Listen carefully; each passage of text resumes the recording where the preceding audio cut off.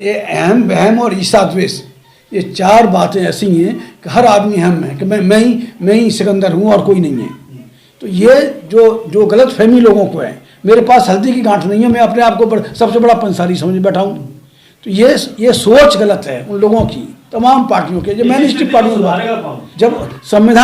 जब संविधान जलाया गया, इससे बुरी बात नहीं हो सकती थी। उसी समय तमाम दलित संगठनों को एकदम इकट्ठा होकर आना चाहिए था और 2 अप्रैल 18 जैसा एक बड़ा आंदोलन खड़ा कर देना चाहिए था।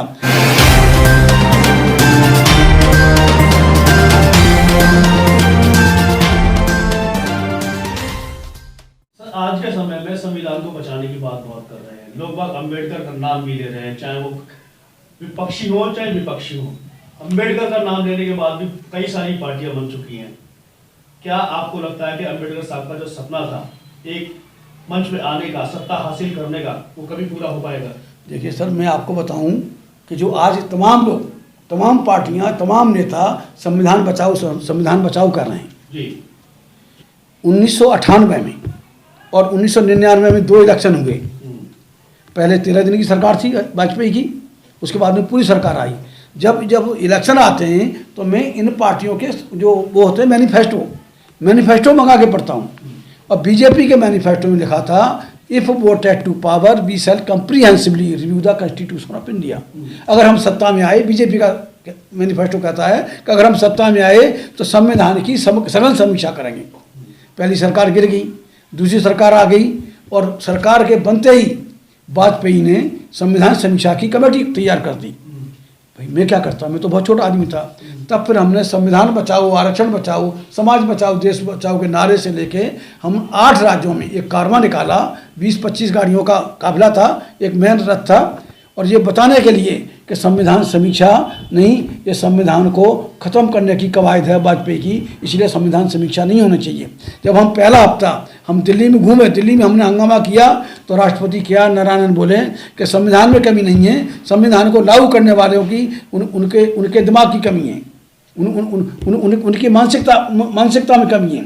तो संविधान समीक्षा उस समय टल गई, लेकिन उसके हमारे बाद में संविधान समीक्षा के खिलाफ तमाम बोले। और वैसे ही 2018 में 8 अगस्त को 2018 को दलित महापंचायत में हमने नारा दिया, सवर्ण हिंदू भारत छोड़ो। 9 अगस्त को उसी जगह कुछ ब्राह्मणों और कुछ सवर्णों ने बाबा साहब का संविधान जलाया, पार्लियामेंट में जलाया। आपको मालूम होगा, जब संविधान जलाया तो कोई पार्टी नहीं बोली, कोई संगठन नहीं बोला। तब हमने यहाँ जो हमारी राष्ट्रीय महासचिव हैं शबनम जी, हमने उनको आगे करके और बलिया जो ब्राह्मणवाद और सामंतवाद का गढ़ है, वहाँ हमने बाकायदा ऐलान कर पे गीता, रामायण, महाभारत, वेद पुराण, इनकी सारी हिंदुओं की जो किताबें थी, सारे धर्म ग्रंथों की हमने बाकायदा अर्थी सजवाई और पूरे शहर में इनका जनाजा निकाला। और जनाजा निकालने के बाद में इनकी गीता, रामायण तक वहाँ जलाई गई। उसके बाद वो मैडम गिरफ्तार हुई। गिरफ्तार होने के बाद में जो और 27 दिन तक जेल में रही।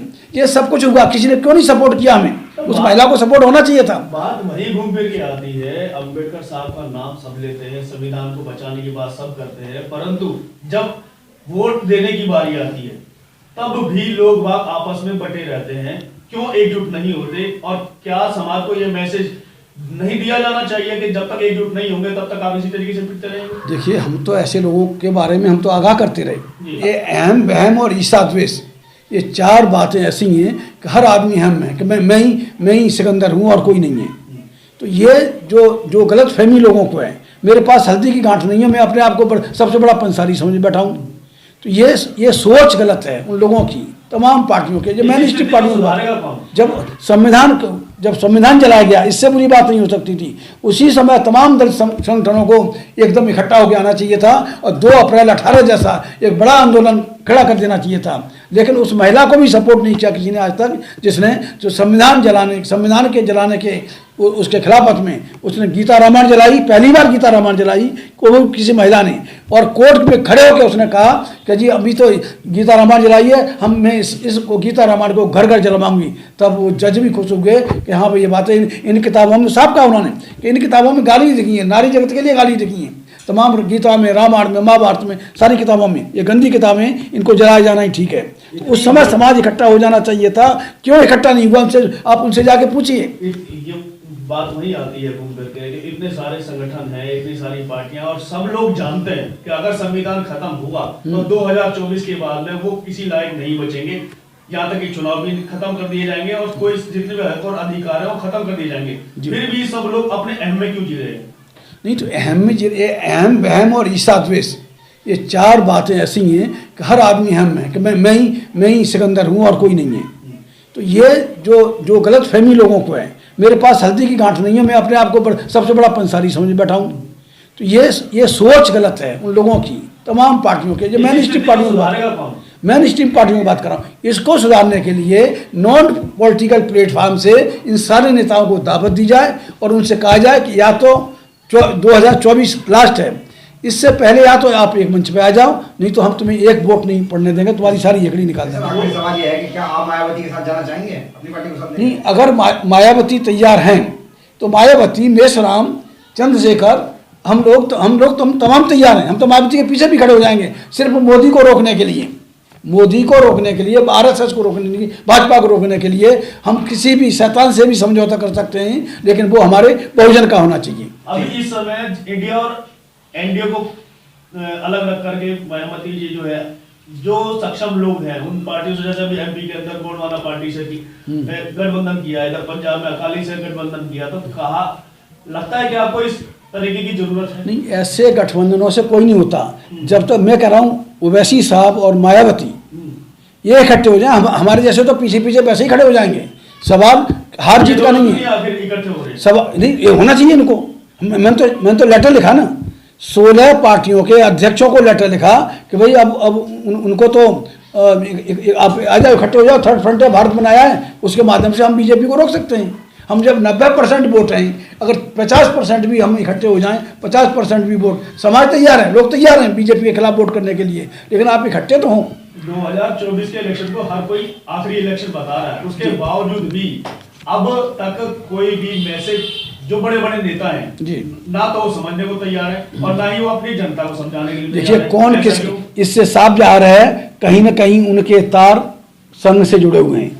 जो लोग मिलना नहीं चाह रहे, आज देश की जरूरत है, बहुजन की जरूरत है, हमारे अस्तित्व का सवाल है, जीने मरने का सवाल है।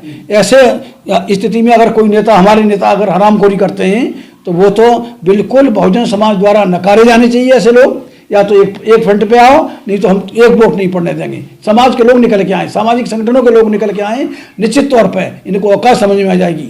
जो RSS के रिपोर्ट से चलने वाले नेता, चाहे मुसलमानों के हैं, चाहे दलितों के हैं, चाहे पिछड़ों के हैं, इनको सबको चैलेंज किया जाए, इनको बुलाया जाए। आपका मैसेज क्या रहेगा 2024 इलेक्शन से पहले कि संगठन और जितने भी तमाम पार्टियां हैं वो एकजुट हो सके? देखिए मेरी तो कोशिश ये, मैंने आपको दिखा दिया, 16 बड़े नेताओं को मैंने लेटर लिखा है। अगर ये इकट्ठे नहीं होते, चाहे भाजपा भाड़ में जाए, चाहे कांग्रेस भाड़ में जाए, मुझे अपने हिसाब से मुझे आना पड़ेगा समाज को, और इनको नंगा करूंगा।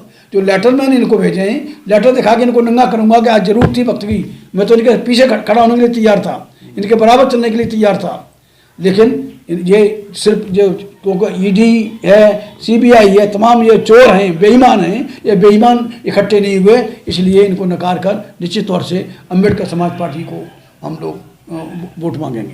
धन्यवाद।